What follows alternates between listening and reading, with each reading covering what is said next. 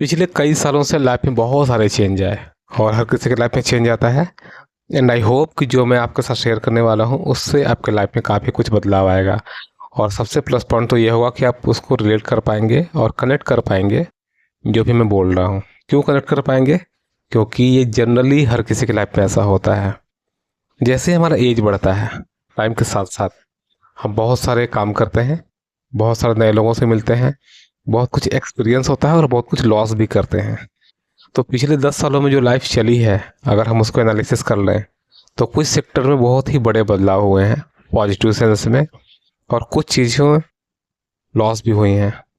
बहुत सारी चीज़ें ख़राब हो गई हैं, बहुत सारी चीज़ें बहुत अच्छी हो गई हैं। बट वो कहते हैं ना कि जो भी होता है अच्छे के लिए होता है। तो ठीक है, क्रॉस चेक करते हैं। मान लीजिए आज कुछ लॉस हुआ तो एक साल बाद लगता है कि अच्छा ही हुआ वो लॉस हो गया, है ना। कोई पर्सन है लाइफ में, अगर वो चला गया तो लगता है अच्छा ही है कि वो चला गया, बेहतर है। वो कोई भी हो सकता है जनरली। अगर लाइफ से किसी के जानने की बात की जाती है, लोग सोचते हैं अच्छा कोई लड़का बोल रहा है तो गर्लफ्रेंड की बात कर रहा है, कोई लड़की बोले तो बॉयफ्रेंड का बात कर रही है। ऐसा बिल्कुल नहीं है। जाने का मतलब कुछ रिलेटिव होते हैं जो जिनसे बातचीत बंद हो जाती है, कुछ फ्रेंड हैं जिनसे बातचीत बन जाती है, कुछ आपके पुराने टीचर्स हैं, कुछ आपके कलीग हैं, कोई आपका किसी तरीके से कोई दोस्त बन गया, दूर का है नज़दीक का है, जो भी है। हर्ट होता है जब कोई आपकी लाइफ से जाता है, लेकिन बाद में समझ में आता है कि उसकी ज़रूरत भी नहीं थी, और अगर वो होता तो और भी ख़राब कर देता।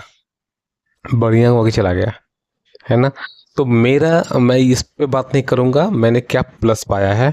अभी बात करेंगे क्या नेगेटिव हुआ है। नेगेटिव ये हुआ है कि जैसे जैसे एज बढ़ती है, रिस्पॉन्सिबिलिटी बढ़ी, लोगों से कॉन्टेक्ट्स बढ़े, काम करने का तरीका बढ़ा, उस हिसाब से जो मैंने मिस्टेक किया वो ये था कि I was just running to change the people to make them happy. और ये सबसे बड़ा मिस्टेक है मेरे लाइफ का। कभी किसी व्यक्ति को चेंज ना करें। Don't do this, this is the poison of your happy life. क्यों नहीं करना चाहिए? क्योंकि जब आप किसी को खुश करने की कोशिश करते हैं, आप अपने पर्सनालिटी से कंप्रोमाइज़ करते हैं। मेरी अपनी पर्सनालिटी होगी, वो कैसे मैच करेगा? मेरा एजुकेशन क्या है, कैसे फैमिली से आते हैं, किस तरीके की पढ़ाई किए हैं, क्या थॉट प्रोसेस है, कैसे सोचते हैं, कैसे लिखते हैं, हर एक चीज़ रिस्पॉन्सिबल होता है आपके पर्सनालिटी पर। बहुत सारे लोग होते हैं जो अच्छे शब्दों का चुनाव करके भी अच्छा नहीं बोल पाते, और बहुत सारे लोग हैं जो गंदे शब्दों का चुनाव करके भी बहुत अच्छा बोल जाते हैं। तो डिपेंड ऑन पर्सनैलिटी।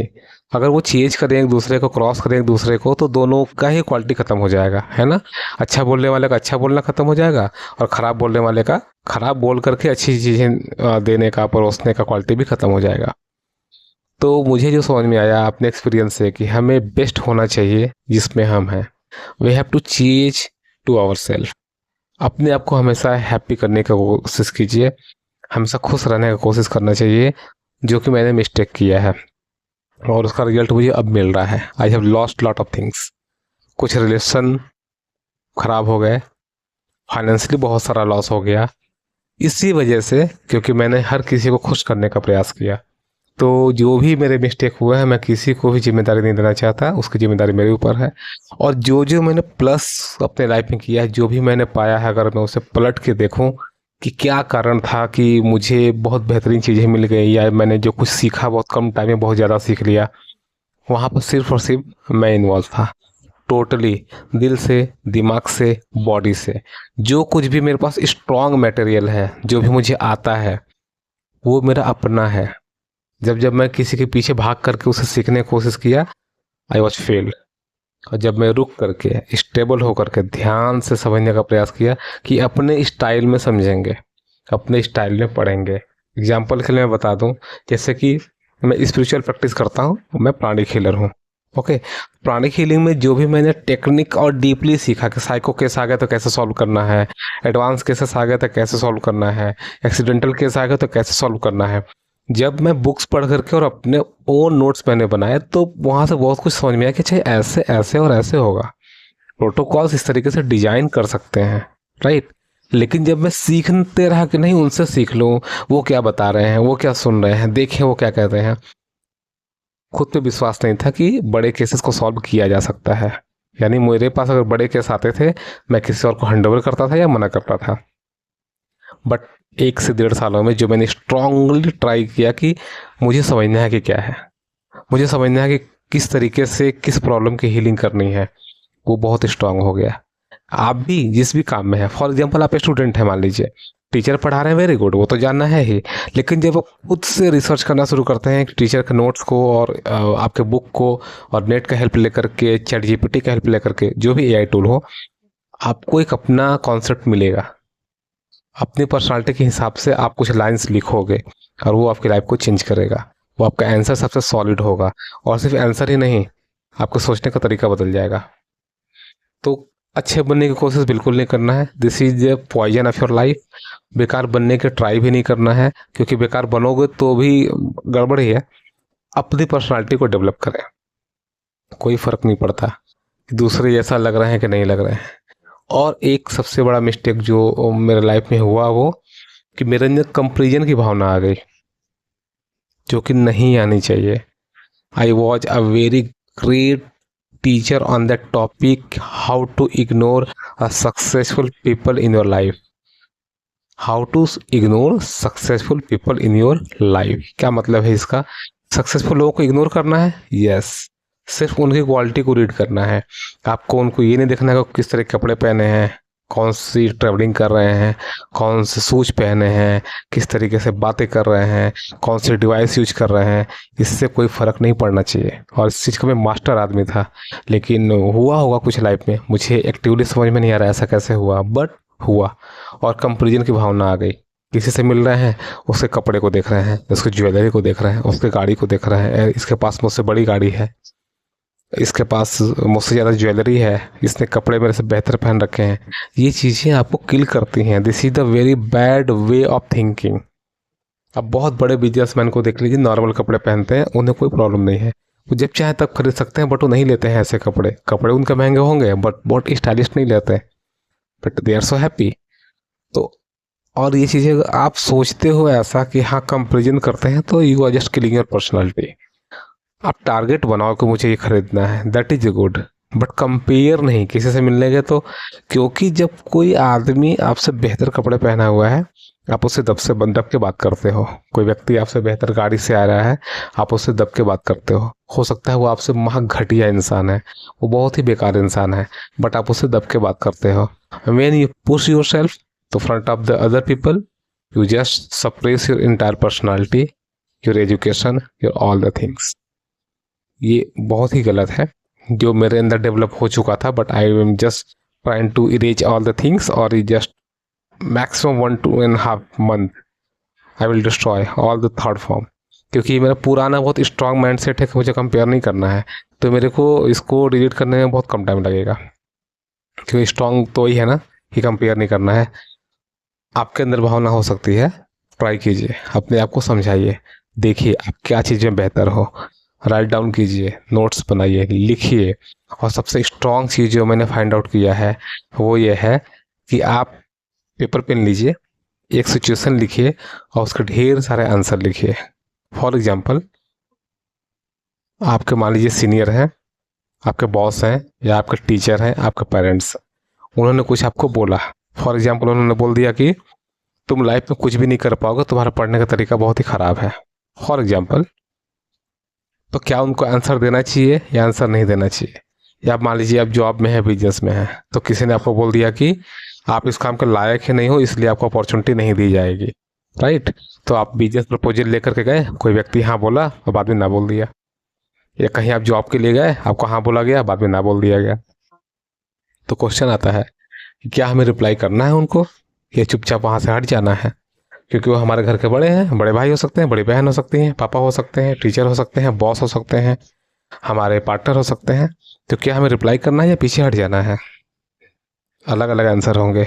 रिप्लाई न करना भी एक आंसर है, रिप्लाई करना भी आंसर है, किस तरीके से रिप्लाई करना है वो भी आंसर है, गंदे तरीके से बोलना है या अच्छे तरीके से बोलना है, डिपेंड ऑन सिचुएशन। इसमें सब कुछ सही है। प्रॉब्लम यह है कि सारे ऑप्शन ही सही हैं, जो भी आप करो वो सही है, आपका सही क्या है? रिप्लाई करोगे, चुप रहोगे, कम बोलोगे, ज़्यादा बोलोगे, गाली दोगे, नहीं दोगे, डांटोगे, नहीं डांटोगे, that is all things depend on you, और everything depend on your personality. तो इस तरीके से आप नोट्स बनाते हो, समझते हो, तो आपकी अपनी पर्सनालिटी स्ट्रांग होती है, और जब आपकी पर्सनालिटी स्ट्रांग होगी, आप आगे बढ़ोगे, राइट?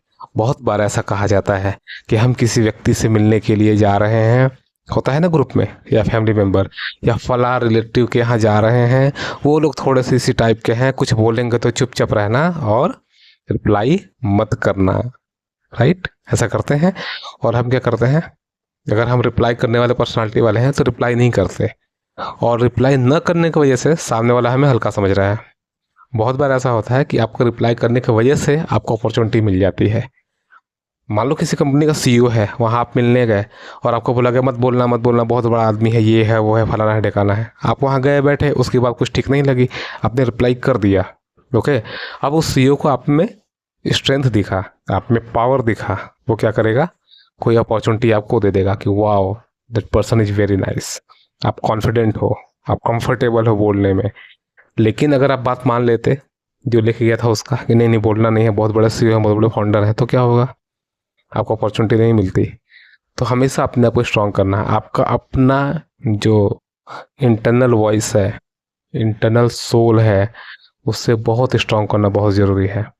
मैं नहीं चाहता कि जो कुछ मेरा लाइफ में लॉस हुआ है इस वजह से, घटिया और बेकार लोग जो ना ही हेल्थ वाइज मुझसे बेहतर हैं, ना इमोशनली मुझसे बेहतर हैं, ना अपनी फैमिली को रेस्पेक्ट देते हैं, ना अपने बच्चों को, अपनी वाइफ को, अपने माँ बाप को इज्जत से बात नहीं करते, उनके लिए इमोशंस बहुत कम है, उनके सामने मैंने अपने आप को छोटा बना लिया, सिर्फ क्योंकि वो मुझसे एज में बड़े हैं और उन्हें कुछ चीज़ें मुझसे पहले आ गई, ज़्यादा नहीं है, मुझसे पहले आ गई। मतलब वो 10 साल के हैं तो उनका किसी काम में 10 साल का एक्सपीरियंस है, मेरा 2 साल का एक्सपीरियंस है, जो मेरे से सीनियर हो गए, लेकिन वो 10 साल पे स्टक है एक्सपीरियंस लेकर के, और मैं और डीपली किसी चीज़ में घुस रहा हूँ, तो शायद मैंने 3 साल कहीं टाइम स्पेंड किया, and I am more knowledgeable then the person who spended 10 year of time in that particular work. Understood? तो आप किसी चीज़ की नॉलेज नहीं है क्योंकि आपने उसको पढ़ाई नहीं की, बट अगर आप 2 साल में उतना इंटेंस, उतना डीप चीज़ों को जान गए जो व्यक्ति 10 साल में नहीं जान पाया है, तो आप उससे बेहतर हैं, राइट? तो ये चीज़ें मैं कैलकुलेट नहीं करता था, मुझे लगता था कि ठीक है मैं डीपली जान तो रहा हूँ, लेकिन कोई मेरे से सीनियर है, I have to show lot of respect. Lot of respect के चक्कर में अपनी रेस्पेक्ट चली गई, अपने लॉसेस हो गए, mental loss, emotional loss, financial loss, बहुत कुछ। Only I want to give a message that you have to make your own personality. It is not important what other people saying you. और इस धरती पर एक ही rule है, अगर आप कमज़ोर हो तो आपको मार दिया जाएगा। कमज़ोर मतलब मेंटली कमज़ोर हो आपको मार दिया जाएगा, फिजिकली कमज़ोर हो आपको मार दिया जाएगा, फाइनेंशियली कमज़ोर हो आपको मार दिया जाएगा। मार दिया जाएगा का मतलब क्या, लोग आपको इंसल्ट करेंगे, लोग आपको पुश करेंगे, लोग आपको उल्टा सीधा बोलेंगे, लोग आपको हर जगह छोटा महसूस कराएंगे। सबसे इम्पॉर्टेंट है मेंटली स्ट्रांग होना, यही सबसे बड़ा रूट है। कोई फिजिकली बहुत स्ट्रांग है, बॉडी बिल्डर है, बट मेंटली कमज़ोर है, और एक व्यक्ति दुबला पतला है, उसको 4 गंदे शब्द बोल दिए और वो रोने लगा, क्या फ़ायदा है ऐसी बॉडी का, ओके। और ये ईजी है, सबसे प्लस पॉइंट ये है कि मेंटली स्ट्रांग होना ईजी है। कुछ बेहतर बुक, कुछ बेहतर संगत, कुछ बेहतर यूट्यूब वीडियोस, और कुछ सेल्फ एनालिसिस, और कुछ जीवन जीने का तरीका, और लगभग सप्ताह में मिनिमम, सप्ताह में 3 से 4 दिन मेडिटेशन। बिना मेडिटेशन के मेंटली स्ट्रांग होना it is impossible, highly highly highly impossible. ये ऐसा ही है कि आपको ज़मीन के अंदर से पानी निकालना है, लेकिन आप ड्रिल करने को तैयार नहीं हो। आप ड्रिल नहीं करोगे, पानी उस जगह से नहीं निकलेगा, फिर आपको जाना पड़ेगा किसी नदी, किसी तालाब के पास। तो मेडिटेशन का यही मतलब है कि या तो आप ड्रिल कर लो, या तो आप किसी नदी और तालाब के पास चले जाओ। वो जो वर्क कर रहे हैं पानी तक जाने का, वही मेडिटेशन है, ओके। तो कौन सा मेडिटेशन करें जो आपको ठीक लगे। कुछ ना समझ में आए, ओम चैंटिंग ही सुन लीजिए, 10 मिनट, 11 मिनट, 20 मिनट, आधे घंटे, 1 घंटे, जो आपकी कैपेसिटी हो। कुछ समझ में नहीं आ रहा, 2 से 3 मिनट का ही ओम चैंटिंग सुन लीजिए। That is very very powerful and can make entire your life on a next level. क्योंकि अगर आप मेंटली स्ट्रांग नहीं होना, सब कुछ लॉस हो जाएगा लाइफ में। आएगा जाएगा, फैमिली मेम्बर बहुत कुछ कहेंगे, आपके पार्टनर बहुत कुछ कहेंगे, आपका फ्रेंड बहुत कुछ कहेंगे। So you have to make your self too much strong, first mentally, emotionally and physically, and that is very very important to become stronger financially also. Financially strong man can change the entire world in a positive way.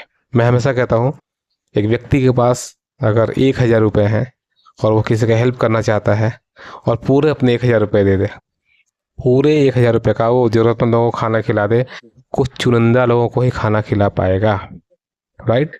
मान लीजिए 50 रुपये की थाली आती है, अच्छा खाना खिला रहा है कोई, 1,000 रुपये में कितने लोगों को खिला देगा?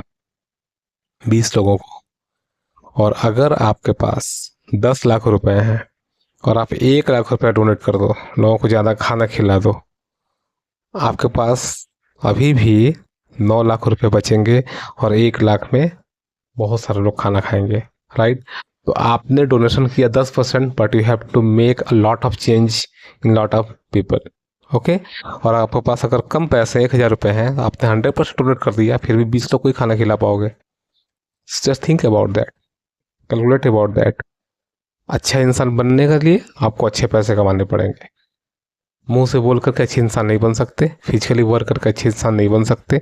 जब तक किसी का आप ऐसा हेल्प ना कर दो कि उसका लाइफ कुछ पॉजिटिव चेंज आ जाए, तब तक आप अच्छे इंसान नहीं बन सकते। So if you want to become a very good person, you have to become a very rich person.